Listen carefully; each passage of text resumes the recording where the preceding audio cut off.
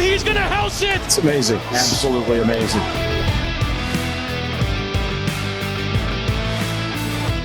What's going on, everybody, and welcome to another Angle of Pursuit podcast, your NASCAR, DFS, and betting home. Brian Twining, he finally did it. Ryan Blaney gets to victory lane. Obviously, today we'll recap the week that was, as well as get into the week that is. The Coke 600 was a fun race. We'll recap all of our thoughts there, our bets, our DraftKings lineups, all that good stuff, and then get into the Enjoy Illinois 300. But before we do that, Brian Twining, he finally did it. Ryan Blaney got to victory lane. 1 week later than we had anticipated at the All-Star race, which the belief became even stronger as he was crossing the finish line to take home the Coca-Cola 600 that it was partly my doing because I did bet him during the All-Star race. So of course he wasn't going to win. But of course, I didn't bet him during the Coke 600, and he was literally the only top 5 finisher that I had zero action on an outright. So of course, he takes home the checkered flag.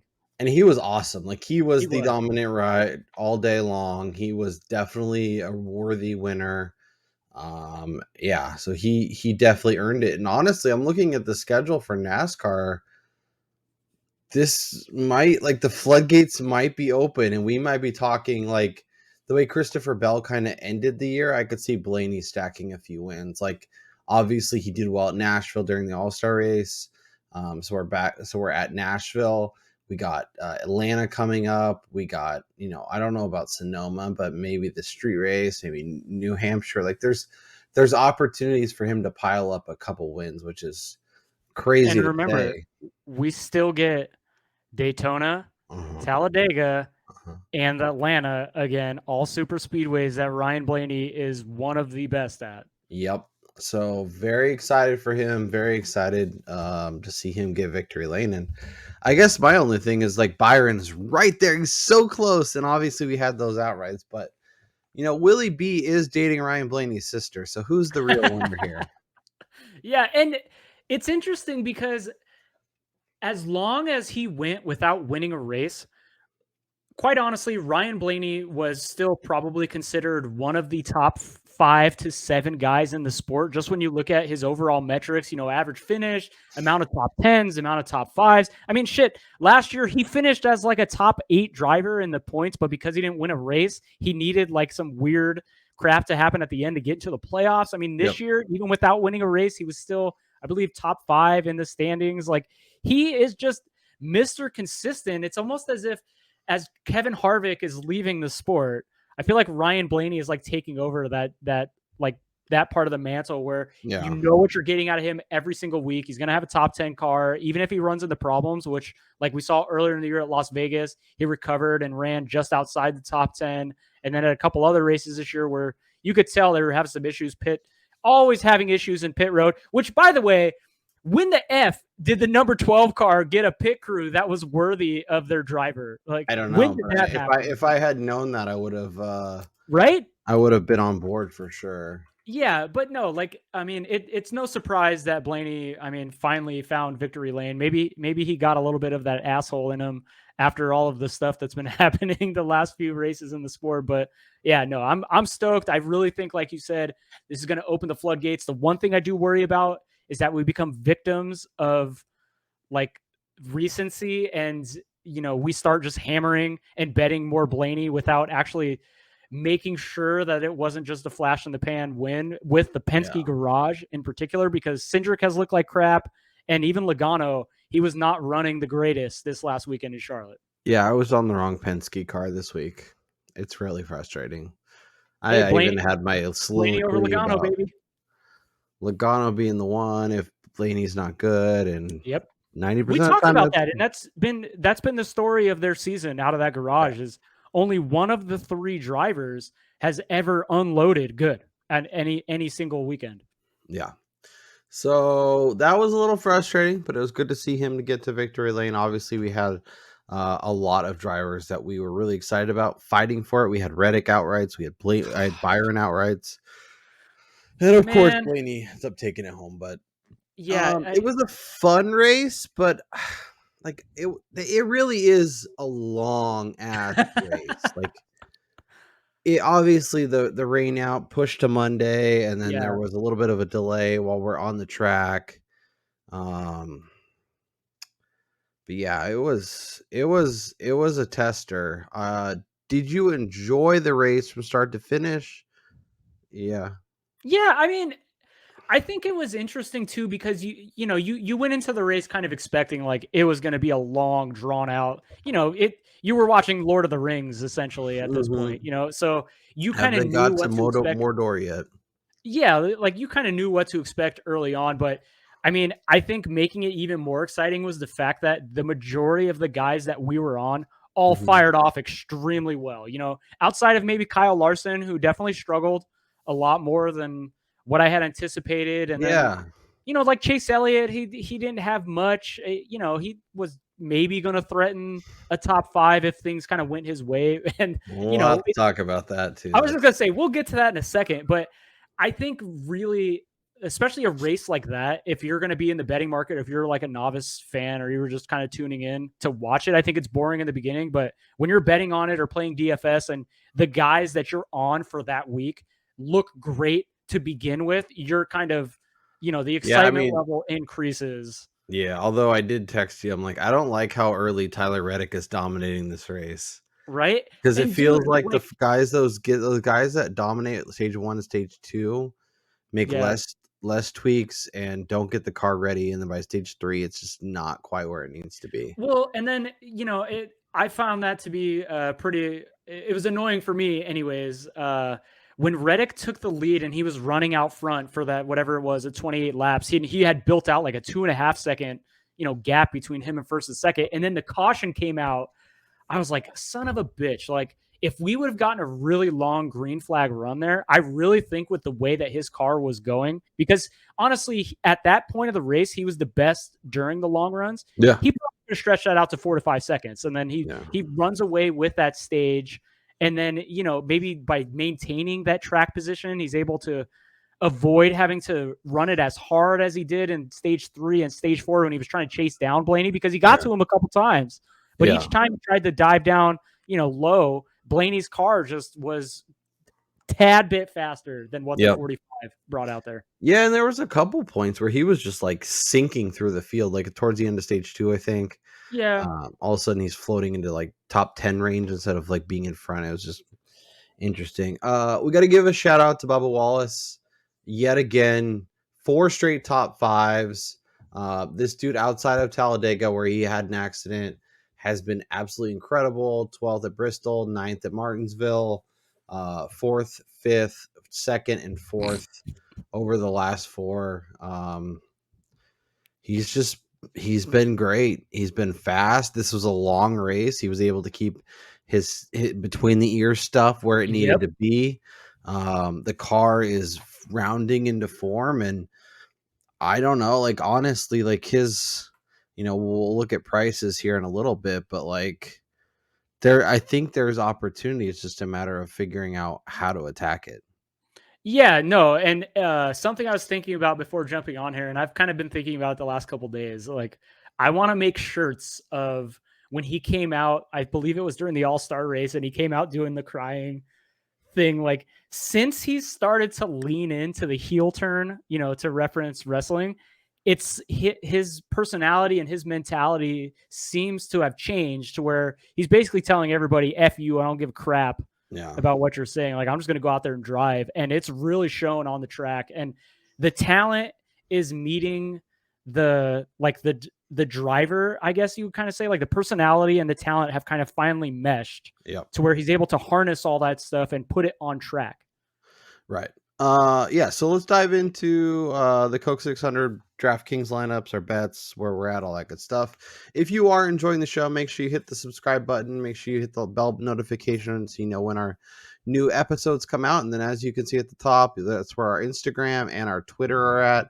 Brian and I are trying to share lots of stuff there, so make sure you are following both of those. It really does do a lot. And then, obviously, down in the comments, we're going to get into the betting board, but let us know your favorite outright for the week or your favorite bet Obviously, it's with the Monday race. Bets have been the odds have been trickling out a little bit slower, all that good stuff. But without further ado, let's dive into the last week or the last week's race. So DraftKings was a mess. I think there was a lot. No, I'm not interested in Burger King. I'm really disappointed with Ross Chastain. I think he's going on to a list of. I don't really understand what's going on. Trackhouse kind of in general hasn't been really, really great. Obviously, he's had his moments, but like he's now the guy. It was Truex, and then it was Blaney, and now it's him where he needs to get a win. Larson obviously was incredibly frustrating. We went with both Trackhouse guys. Suarez kind of stayed where he was, and Chastain fell back, and Eric Jones stunk, and Allmendinger actually was doing really well until he had an accident, and obviously still got a top 14, but not what you wanted. Should we talk about Chase here, Chase and the whole fiasco, or do we want to talk about that when we jump into the betting board with our boy Corey LaJoy getting in the number 9 this week? Yeah, no, I think this is a good spot to talk about that. Like, I mean, without taking sides, I think NASCAR had to suspend Chase Elliott just because of the social media firestorm that was going to come about it if they hadn't suspended him, when there was a clear past reference to go on. I know your car gets loose, and I know weird stuff happens. Yeah. You can't do that. You just simply can't. And I know you can blame whatever you want to blame. He did the exact same thing Bubba did. He got, he turned down. Denny called it out right away.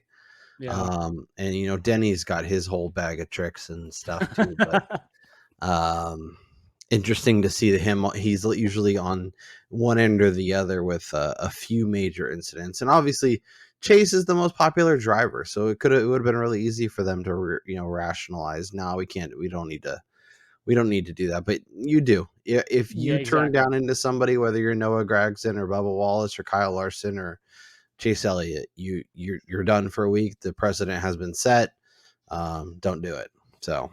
Yeah, and I mean, admittedly, like what Wallace did last year, I would say is a little more egregious because he did chase Larson a little bit further down the track to the bottom groove, but it doesn't excuse what Elliott did. And then, for people trying to defend it and say that, well, Denny did the same thing to win the race against Larson. No, it's nowhere near the same situation when we're not even halfway through a race and Elliott is just upset that Denny, I mean, Denny legitimately pushed him into the wall a few times. That was completely unnecessary. And Denny's kind of, I don't know, he's kind of his old man being. I was just going to say, he's like that old geezer that just says, I don't give a shit what people say. He's like driving his like Buick Continental and he's like, oh, is there a car there? I don't care. I'm getting over. And he's just moving. Exactly. Doing whatever he wants. And so I could definitely see why people would be frustrated with him, but at the same time, you simply, like if Denny got away, Chase is going to chase him down and try and not take him out anyways. So, so that's where I sit with it. I will say before we even go to talk about LaJoy jumping into the car, yes, it's not good for the sport to see guys like wrecking in that manner, trying to get revenge. But this is, again, we've been talking about this. This is a great opportunity for NASCAR to use this as some momentum building to garner more attention in the sport. I mean, you got the most popular driver caught up in this controversial move at a track where he intentionally wrecked somebody. You got Denny Hamlin, who's got his own podcast now where he's out there calling drivers out all the time. Like, use this stuff to push it out there to mainstream media. And then we got freaking during the rain delay, Almirola and Bubba about to get into a scrap. So it's like post race fights, nah. During race fights, yeah. So that was entertaining too. William Byron was great on DraftKings. Ryan Blaney was the guy you needed, and we really didn't even consider him, so that was fun. Okay, real quick on that. Who in their right mind would have come into last week and said Ryan Blaney is going to fire off as the fastest car on the weekend? I don't know if he always said that, but based Exactly. on That's what I'm saying. Like people can say, "Oh yeah, I had a 20-1 or 22-1 because the number was nice," but in no way, shape, or form would anybody have come into the weekend with no practice, no qualifying, with what we've seen Penske do at the previous two closest tracks in Vegas and oh shit, I'm forgetting the other one right now, but like the way that their fall off was, they could not maintain speed. Nobody could have predicted what we saw out of Blaney. Yep, no, I agree. Byron was great, Blaney was great. Bowman almost got a top 10. Austin Dillon did get a top 10. So we had some of the right pieces. Yeah. And everyone hit their Dillon over Briscoe bets, and good on you. But yeah, so as for our betting card, obviously not as strong as it has been the past couple weeks, but not an absolute bloodbath. Byron and Reddick were right there. Ty Gibbs was actually right there. I felt really he bad was running for him. great. The way his day kind of ended up finishing, it wasn't what you wanted, but still overall pretty solid. Logano was fine. He got caught up in the what wreck was that? What wreck? There were so many cautions. Yeah, I'm trying to remember the one that caught him up, but he got caught up towards the end because he was stuck behind somebody and it felt like a top 10 was pretty much in the cards for him, and obviously that didn't happen. Reddick was one of the better Toyotas. He just unfortunately was not the fastest Toyota.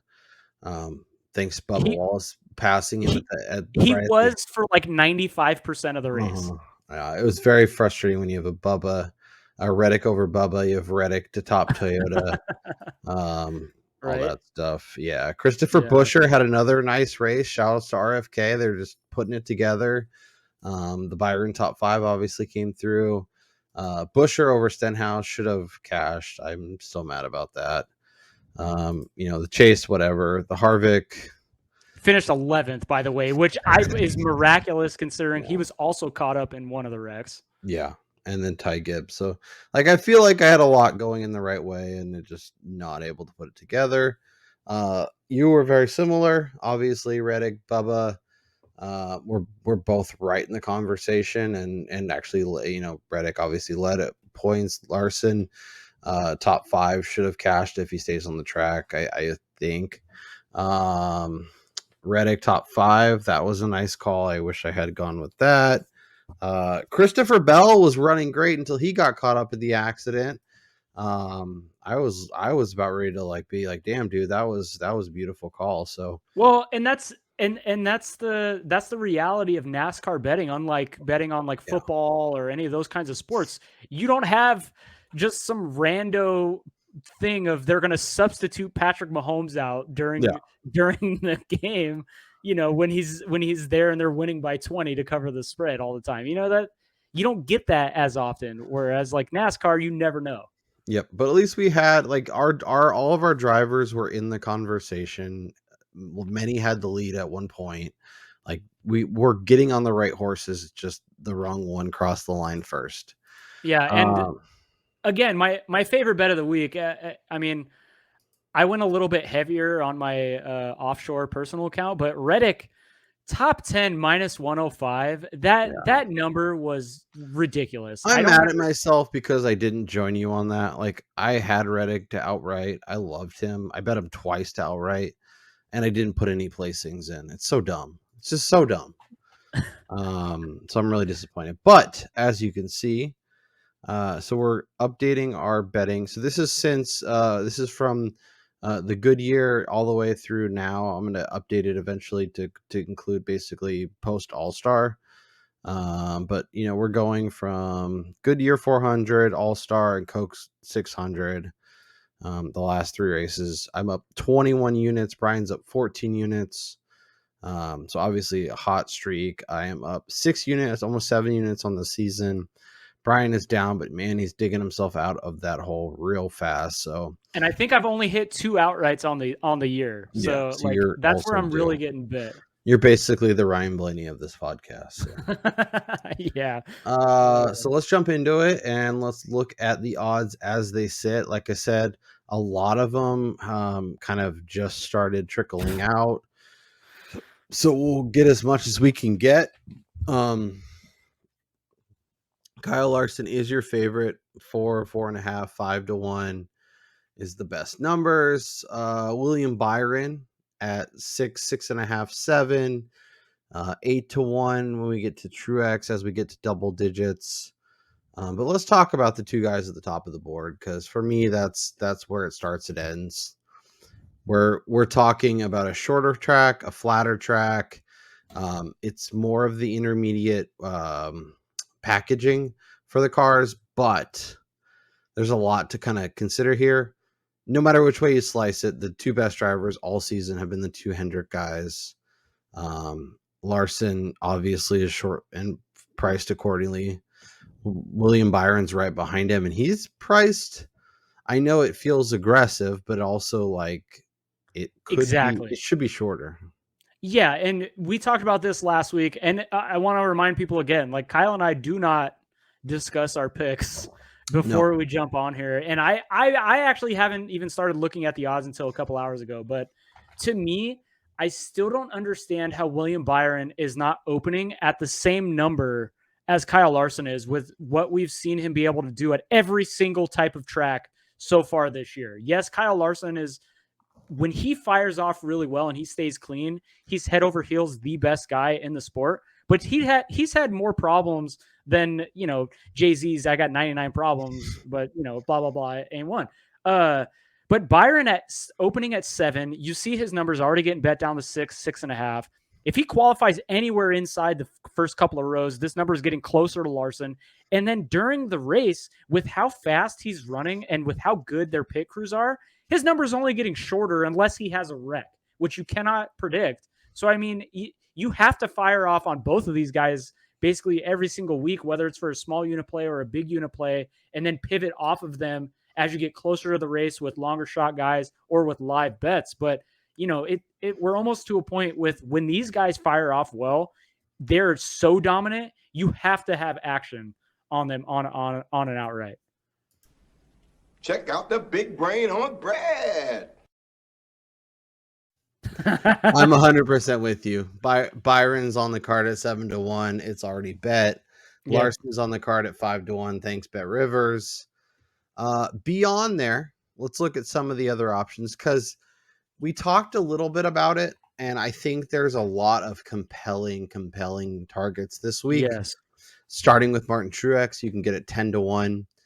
We talked about his struggles. He was having trouble finding victory lane. Dude has been awesome since getting the win. Obviously, he's been really, really strong. Kyle Busch is getting some love, down to 8-1 at Rivers. You can still get it 10 or 11. So always shop it. Denny Hamlin, 10-1. It's going to be really popular. Ryan Blaney, we talked a little bit about it, but going back to back at 11-1, I don't think is outside the realm of possibility. Obviously, a guy who's done well at Phoenix, done well at Richmond, done well at Gateway. Like there's a lot to like. Obviously, we only got one race here last year, but Kyle Busch was the best driver rating, followed by Ryan Blaney, followed by Joey Logano. So obviously, Penske has a good feel for this track. Both their drivers did extremely well. Both of them do really well at Phoenix. Both of them do really well at, kind of the mile and a half in general. So there's a lot to like about those guys. And then the often forgot still has a grayed out image for some reason. Christopher Bell also sits at that 10-1. Blaney's teammate Joey Logano's 10-1, 11-1. And then it starts going up. So let's stay in that range from basically Truex to Logano. You have the Blaney hat on. Blaney makes a lot of sense. There's a few other guys like who's jumping out from you as or jumping out to you as names that you could possibly target this week. Well, so the first guy that I immediately went to was Martin Truex Jr. because I almost feel like we're not talking about what he's doing enough. I mean, he's continuing to run inside the top 5 for the majority of his races and for race day this season. And, we continue to talk about Denny Hamlin because of whether or not he's getting in a wreck with Chastain Larson or Chase Elliott, Christopher Bell getting in wrecks. And then the other Toyotas of Tyler Reddick and Bubba Wallace are taking away more of that spotlight because of how well they're performing for 2311. I almost feel like Martin Truex Jr. is like the forgotten man out of that garage. And he's performing probably as consistently well as any of them for any of the Toyotas. And, he opened at 11-1. You see his numbers coming down a little bit, but I have a hard time getting to any of these guys that are in the double digits, except for the last guy, as you'll see on here, because we're in this mode now where the sports books are giving us odds to like, oh, let's just see who people bite on, and then we'll start adjusting from there, as opposed to laying the odds based on what they're doing and what they've done at these tracks before, because they have no idea who's going to fire off well either. So for me, like for this week in particular, I'm hoping we don't have some freaking freak storm that rolls in, but I really want to see practice. I want to see qualifying. Like I want to see if there's any fall off, who comes out, hot, so for me, Truex, I'd rather bet him at 8-1 with a good car because he hasn't really been the greatest qualifier. So I think you get a good number. And then Blaney, I love myself Ryan Blaney, but we haven't seen him at 11-1 since freaking Las Vegas earlier this year. Like I can't bet him when he's coming off of such a long absence of wins, just coming off of a good victory. Yeah, no, I'm with you. I think that all makes sense. Unfortunately, the books are putting out numbers and people are lining up to back it. Our goal is to have Todd Furman on in hopefully the coming weeks to talk about from the book's perspective how these numbers get made and kind of their expectations. But like, it's all about a money in, money out situation, and they're trying to protect themselves, the money that they're getting in versus what's going out.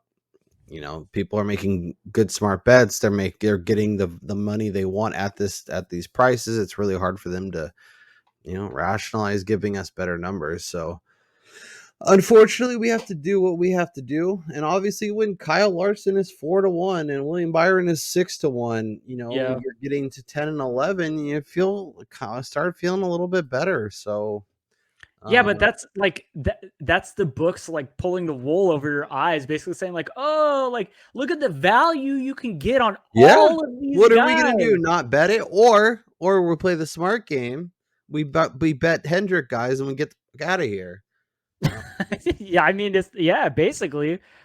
Yeah, I don't know. Blaney's on my short list. Truex is on my short list, and Christopher Bell, especially after listening to the fantasy show with Derek Yoder on his Twitter Spaces.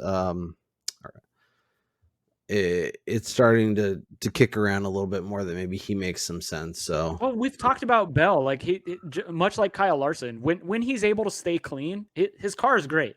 Yep. Unfortunately, he's got a little bit of Ryan Blaney, but of his own on the track rather than his pit crew kind of screwing it up. And we've seen with Larson and now with Byron how important a really good pit crew.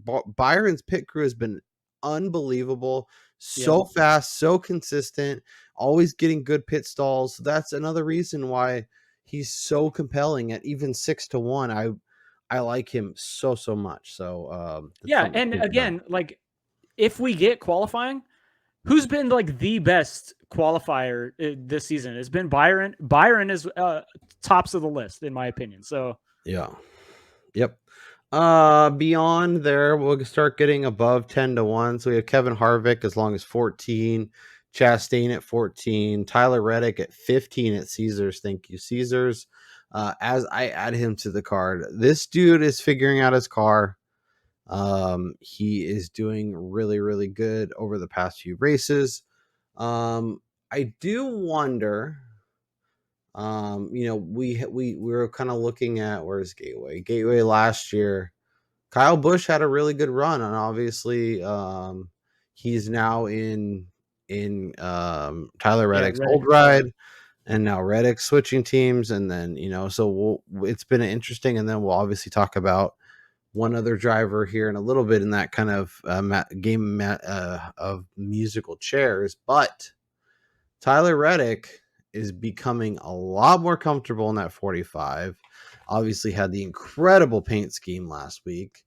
But it's really, really hard to not be interested, especially when you can get 15-1. I think at 12, it's a lot harder for me to Yes. consider it because I'd rather go up and get Bell or Blaney or even Truex if I get a 10-1. But if you give me 15, and then we'll obviously talk about placings, but at 15, I'm interested. Yeah, and I think a major case can be made for Tyler Reddick at that 15-1 number, primarily because of how well he's been doing qualifying. So when we've gotten qualifying, he's qualifying inside the top 10, which wasn't expected after the first couple of races of the season with how poorly 23-11 and him, seemingly didn't mesh. But since then, I think his worst starting position at all tracks, including the ones that were set by metric, is 16th, and that was at Atlanta. And he's started inside the top 10, 7 of the previous 9 races coming into this weekend. So, if we do get qualifying, he's probably going to be, 7th or 8th. This number's not going anywhere. It's probably getting a little bit shorter because he's going to show speed. Like you said, we're at a point in the year where Reddick has been a contender at numerous tracks, different kinds of tracks. So I'd rather get on him early and then maybe go back to him during the race if, say, on a pit cycle or something like that, some sort of sequence where he drops back into the low teens or maybe the 20s, you can get back at him more double digits. Yep. We kind of just skipped over Ross Chastain. Are you on the same boat with me as kind of we need to see more consistency before we get back into the outright market with him? Yeah, and of course, what's going to wind up happening is he's going to fire off of the rocket ship again and then win the week that nobody's on him. But then we really drop off. We're talking Bubba as low as 35-1. And this is what's disgusting to me, by the way, by the sports books. You have like 12 guys. It's like 11 or 12 guys at almost every single sports book within that 12 to 15 and shorter. And then boom, 25 and up. How is there nobody in between at 18, 20, 22? The only thing is, if we ask for that, they're going to put guys like Bubba and Bowman and guys that we would much rather bet at 30 at 18. And no one's going to take it. And then the line's going to go out to 25 or 30, and then people are going to bet it. For instance, though, Ross Chastain, he hasn't won in over a year. Why is his number still 12 or 13? Yeah, he has to get to what Blaney took about 40 races before he got from 12 to 13 to out to 20. And then what happens? He wins. Yeah. Okay. Well, and then even Reddick, like as much as we talk Reddick up, yeah, he won the road course this year, and then he was really only competitive for a win at the All-Star race, and then this last weekend where he fell back to 5th. Yeah, at 12 is kind of, it is borderline ridiculous. But the other thing is, Brian, who are we talking about? Who are we excited to bet? Yeah. If they gave us a longer number, we're going to fire on it. So they're trying to limit their exposure. They did it last week, though, and Reddick didn't win. Think about it, giving us 20-1. They are good at what they do, unfortunately. Yeah. But yeah, it's hard to fade Bubba. He's obviously, this isn't maybe a traditional track, but he's a guy that at these shorter, flatter, even at the 1.5 miles, he's becoming a lot more compelling. He's becoming a guy week to week that you're interested in. 4th at Kansas. What did he do at Phoenix? Not the greatest race. Obviously, it was top 5 at Vegas. There's a lot to like. I don't know that I will be getting to it on the outright market, but 35 is really interesting. I think Bowman is interesting at 30. Chase Briscoe, why is he here? He makes no sense. This is a guy. Especially after the penalty he that just they got levied down to them. huge fine and points taken away and for all these parts, and he was still he had to fix his car and cheat in order to beat BJ McLeod and Noah Gragson and he still almost didn't do that. Yeah, exactly. So it's what is Chase Briscoe doing? He's an easy cross off. Brad K, and then the aforementioned Corey LaJoie, who will be in that number 9. The question is, Brian, we're both really big Corey LaJoie fans, and we're obviously very excited for him to see what he can do in that car. Is this going to be a good week to look for head-to-heads and fade Corey LaJoie? Because I feel like we're going to get numbers that we shouldn't based on what we've seen. And I also want to know, so this is the third driver to be in the 9. So we've had Chase, and then we went to obviously Josh Berry, back to Chase, now to Corey LaJoie. In terms of what the pit crew is doing, the crew chief, like having to deal with, like it's kind of like what the Niners did, right? Like each week there's a new quarterback under center, and you're having to figure out the playbook, and you're having to figure out how to communicate. And obviously, when you're with Chase and you've been with him for a long time, it's easy to have that communication. But here comes a new guy who you've never really chatted with. You have to talk at pivotal times. Are they going to be able to do it? Obviously, Barry was a little bit easier, but like LaJoie is coming completely different ride, so it's like I'm not really sure what to do with him. Yeah, I will say, if you are a multi-millionaire, multi-billionaire, I would go to Circa because they have yes/no markets on winning the race. I would literally bet every single penny in my bank account that he's not winning. I mean, this may be a situation which, yes, everyone is excited for LaJoie to get this opportunity, but is he going to have a little bit too much between his pants here? Like he's driving a car like he's never been in before. Yeah, but at least it's not like he's stepping up from Xfinity where it's going to be. Yes. However, you know how the microscope is going to be on him. Like the pressure is on to perform here because we've heard this narrative that he's not in the equipment that is good enough for him to compete. And he's been kind of the rooting interest for people because he's the underdog, but now he's in a Hendrick car. He's in the car of the most popular driver. He's still on a team with Kyle Larson. He's still on a team with William Byron. He's still on a team with Alex Bowman. I know, but like, look, maybe more so than anybody would love to see Corey LaJoie, perform really well here. But I mean, is he? I don't know. Well, I guess Josh Berry, he did well. I believe it was Richmond or something. He finished second, but there was no pressure on Josh Berry. Yeah. Really. Well, yeah. And we were excited to bet Josh Berry. So top 10 markets though. I wasn't bet. I mean, we'll have to look at head-to-heads and figure out how to take advantage of that because I am with you. It is interesting to see where he's priced and how it's going to all play out. The one thing I like is Ty Gibbs. I know he didn't actually finish the race as well as we'd hoped last week, but he's still been really good. Obviously, in the Kyle Busch's old ride, 40-1 is kind of interesting if you want a little bit longer shot. And then right behind there is your boy Chris Buescher, who RFK just keeps cranking out these impressive finishes. Sometimes it's a little luck box, sometimes it's not, but they keep finding ways to get their cars in competitive places to have he was leading at one point of this race. So like there's a lot to like about his season kind of in general. And obviously he's another guy that we were kind of excited about in a lesser ride, finally gets that RFK spot and he's just been crushing it. Yeah. But I mean, how do you bet anybody but the top of the board this year, considering the only guy that's won? I mean, yeah, Blaney won from like a 20-1 number, but you're not going to consider Blaney anywhere near the caliber of these drivers. Right. The only driver that we've seen that's won that was kind of surprising, which it really wasn't because it was the Daytona 500 and everybody used to hammer the shit out of him. That was Ricky Stenhouse Jr. Outside of him, it's literally been the top of the board every single week, the who's who in the sport taking home victories. So like I have zero interest in betting anybody, even Bubba at 30-1. It's just hard to get there. I mean, like you said, the books know what they're doing. They're not going to expose themselves to the potential of massive losses here. And he's priced accordingly. Yep. Yeah. And, we talked about it a bunch early, but like, this is definitely a season that's going to be different than last year where we had so many different winners. This year, the haves and the have-nots have really separated. There's a handful of guys that can legitimately win each and every week. They're always at the front.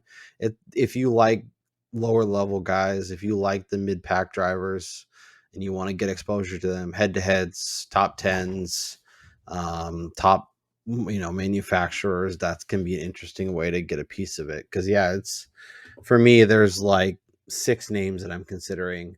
Larson and Byron are already on the card, and then it's a matter of Truex, Busch, Hamlin, Blaney, Bell, Logano, and Tyler Reddick, I think is, and I might even back off the Tyler Reddick outright and just find ways to add value to him, because he is Yeah, I feel like just with us talking about it, like at 15-1, it's not long enough. I'd to rather fire just off bet more on Byron to win it, like 7. So, all right, let's look at some other potential ways to attack the board and see if we can find some value. So, not a lot up as of now. So let's go over to Caesars and look at their finishing position, and head-to-heads and stuff. And then obviously we always come back on Saturday post practice and qualifying. If you do find interesting bets, you can always leave them as a comment here or follow Brian and I on Twitter. And we're always down to chat about bets you find, things you think is interesting, value, potential. Oh, we didn't talk about one other guy. And as we jump into top 10, I do want to mention. So with LaJoy taking over for Chase, Carson Hocevar is coming up to take that's over right. for LaJoy. So that will be interesting to see. Obviously, there's always kind of a changing of the guard, and there's the next wave that's trying to, scratch and claw to get a seat. And Josh Berry seems to have secured one for 2024. Carson Hocevar is another guy. Austin Hill's another guy. It's cool to, when these guys they're getting legitimate opportunities to try and prove themselves at the next level. So that's kind of cool to see. In terms of top 10 finishes, there's not a lot to love at the top. I don't know that I'm betting minus 160. I think minus 130 on Tyler Reddick is compelling. Already added it. I don't. Okay. I talked about his qualifying numbers, and if he qualifies inside the top 10 or anywhere near it, like the row behind it, that's going away. Alex Bowman plus 110. We talked about a little concern for him, especially going into the long race that is the Coke 600.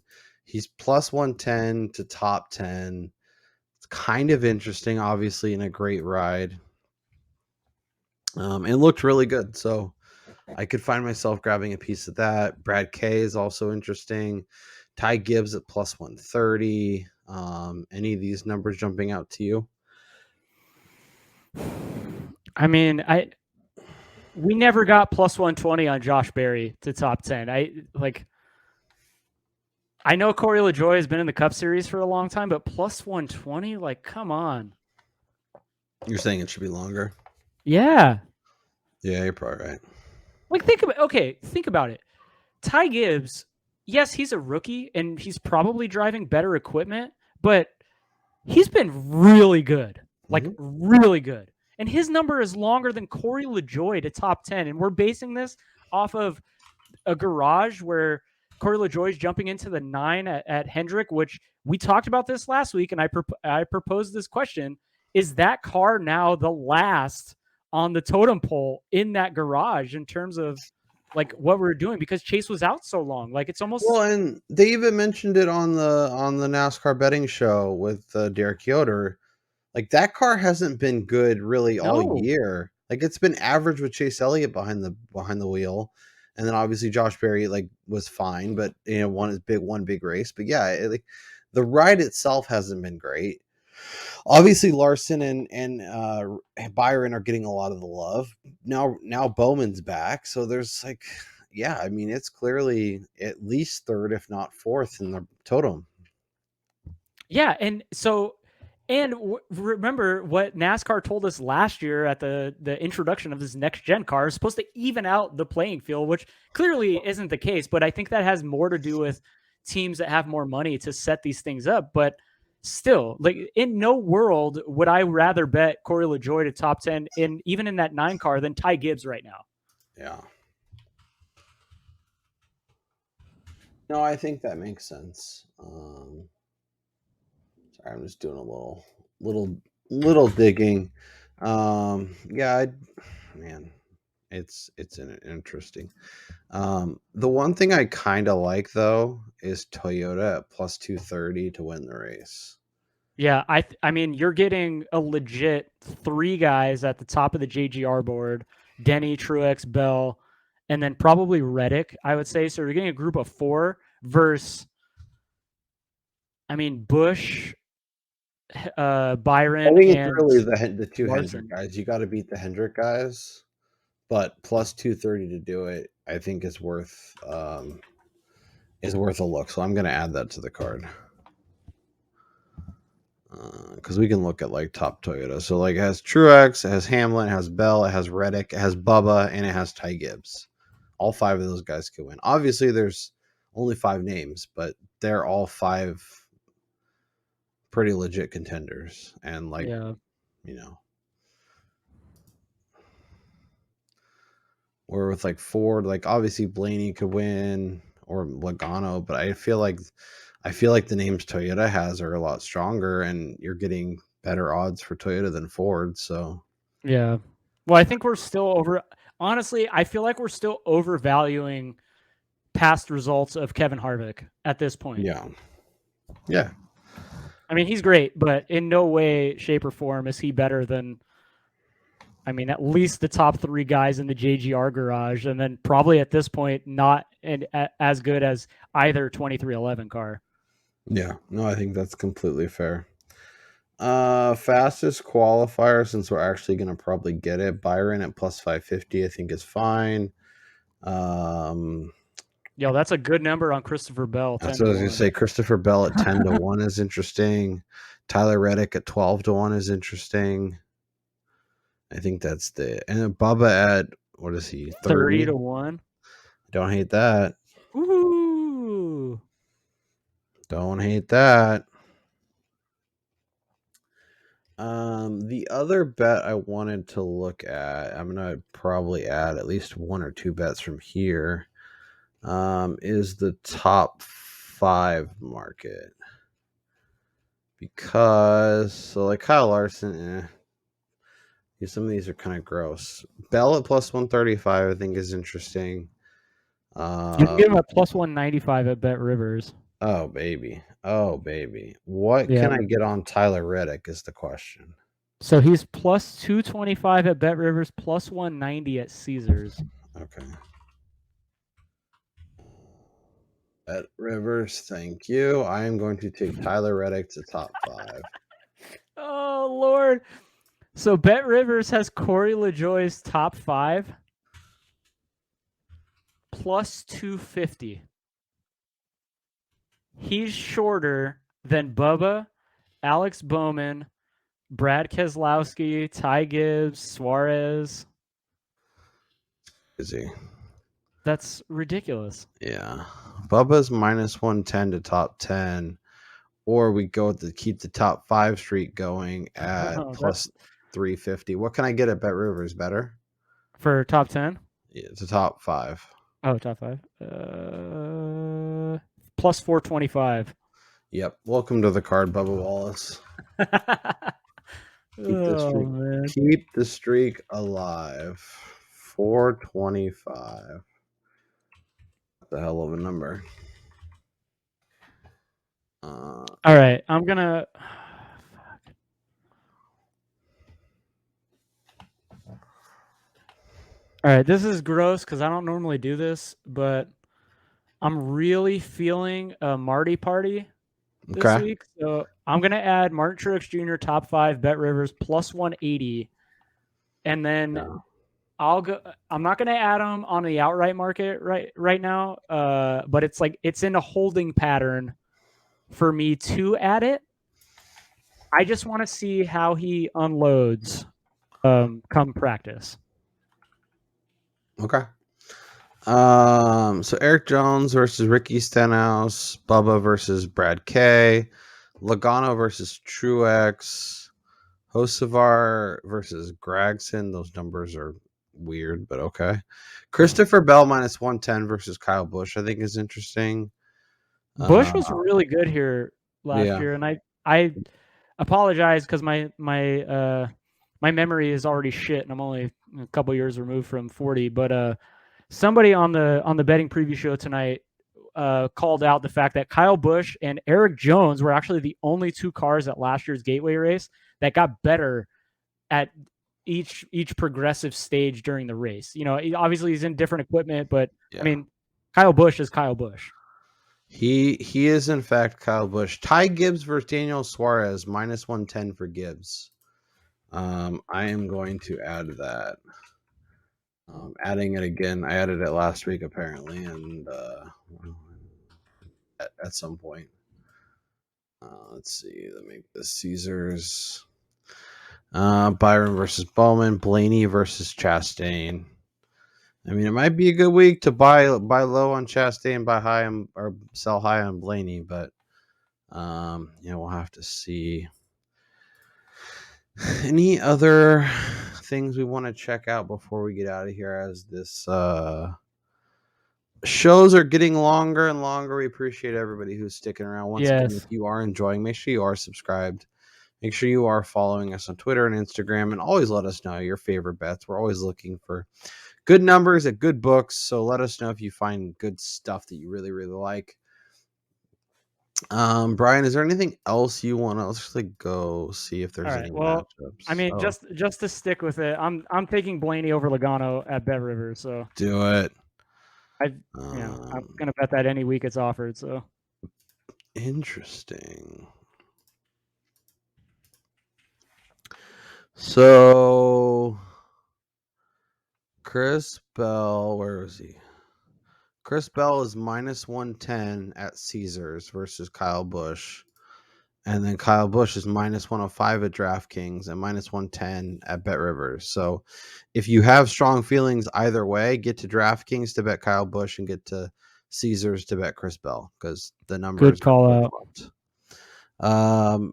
Tyler Reddick -105 versus Ryan Blaney is really interesting.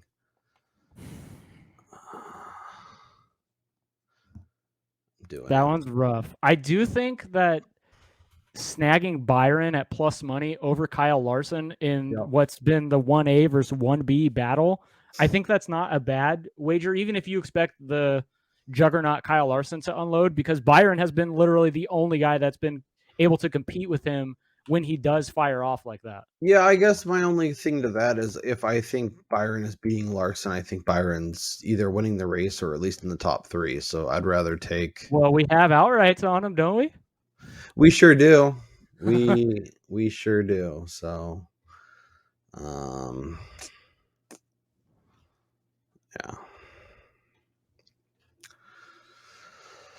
Okay, Brian, we recapped the Coke 600. We got you set for Enjoy Illinois 300. Check out our new logo. We are rolling it out slowly but surely. It's up pretty much everywhere. We are on Apple Podcasts and Spotify and all that stuff. So if you are out and about and can't catch us live on YouTube, make sure you check that out. But always you come to YouTube if you can, because it's a better experience. Get to see all the odds. Get to see everything we're talking about right up in your face. And you get to see all my hats, which... see Brian's new hat each and every week, which has been a fun rotation. Obviously, he's got the Blaney on after last week. So let's recap the card. Let's give the people our favorite bet as we sit here on Wednesday evening, and then let's get out of here. So I have William Byron outright at 7-1. I have Kyle Larson outright at 5-1.